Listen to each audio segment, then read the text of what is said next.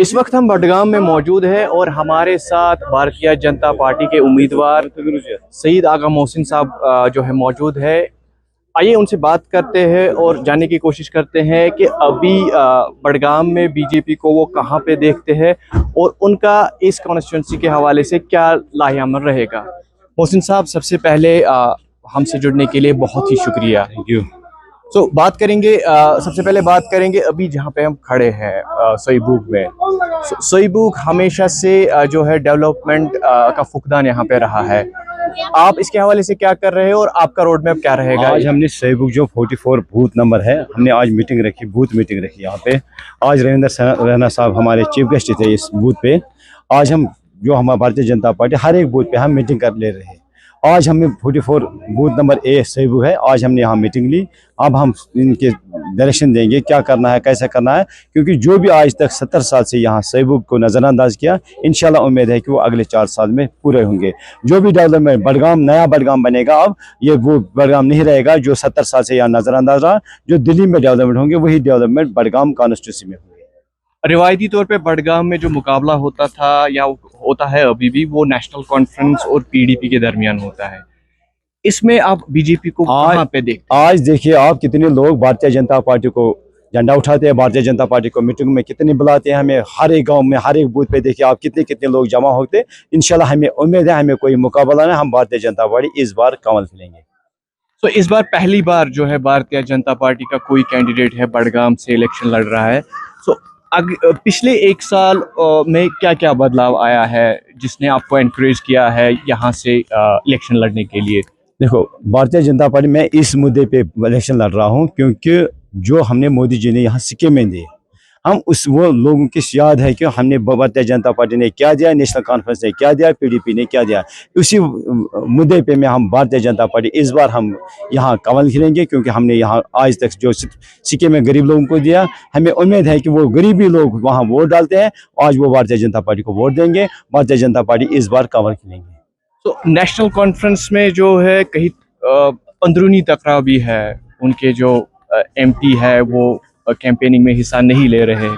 क्या आपको लगता है इससे आपको फायदा मिलेगा? देखो, नेशनल कॉन्फ्रेंस ने जो वादे किए, जब 2024 में उन्हें इलेक्शन लड़ा, उमर अब्दुल्ला साहब ने इलेक्शन लड़ा बडगाम से, उन्होंने बोला जहां मार्जिन ज़्यादा होंगे वहां में खड़े रहेंगे, जहां कम होंगे वहां रिज़ाइन। उन्होंने लास्ट टाइम में फिर यहाँ ही रिज़ाइन किया, फिर चला गया गांधरबल। ऐसे वो कभी यहाँ विजिट नहीं किया आज तक, आज टिल देर तक उन्हें कभी विजिट नहीं किया। वो कैंपेनिंग नहीं चला रहे। उनकी जो कैंडिडेट था उनने लास्ट आवर्स में उनने उसका भी अनाउंस किया, क्योंकि उनके पास वो पता है उनको हमें हार लेना है यहाँ से, क्योंकि जब 50 साल से नेशनल कॉन्फ्रेंस के कैंडिडेट यहाँ बडगाम कॉन्स्टिट्यूंसी से जीता था, आज इंशाल्लाह उनको पता है कि हमें हारना है वहाँ पे। इसीलिए वो कौन सा मुंह लगाएंगे, वो लोहे के मुंह लगाकर लोगों के पास कैसे जाएंगे। जैसे उनने 2024 में उन्होंने बोला मैं 12 सिलेंडर दे दूंगा, मैं 5 किलो से 10 किलो राशन बढ़ाऊंगा, उन्होंने बोला 200 यूनिट बिजली फ्री दूंगा। कहाँ है वो फुकदान है, उसका ऐलान जो है वो फुकदान है। आपने रैलीज के दौरान भी इस बात का जिक्र किया है कि चीफ मिनिस्टर उमर अब्दुल्ला साहब ने बडगाम के लोगों को धोखा दिया है।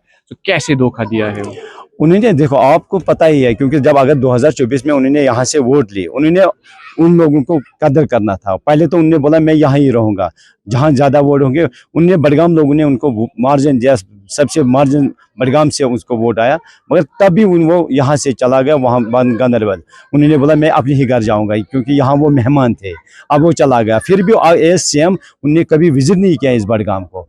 मुझे पता है उस मुद्दे, उसके पास मुद्दे नहीं है। अब वो आज लोगों के पास कैसे जाएंगे, उसके पास कौन सा मुद्दे होंगे जब वो लोगों को बोलेगा। फिर एक बार वो बेवकूफ़ बना के फिर लोग नेशनल कॉन्फ्रेंस को वोट हासिल करेंगे। क्या आपको लगता है कि बडगाम के लोग इस बात की सजा नेशनल कॉन्फ्रेंस को देंगे? वो नेशनल कॉन्फ्रेंस को भी, पीडीपी को भी, दोनों पार्टी को भी देंगे। इस बार हमें पूरा उम्मीद है कि भारतीय जनता पार्टी इस बार जीतेंगे।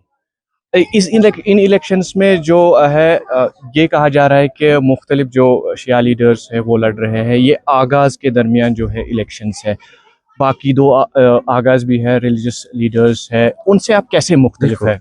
हमें रिलीजन्स के अंदर आज वो हर एक व्यक्ति देखते हैं जो उनको काम करेंगे, चाहे वो आगा खानदान से, चाहे वो कोई भी किसी भी खानदान से होगा। लोग यही लोग आज वोट उसी को देंगे जो उनके बीच में होंगे, जो उनके काम करेंगे।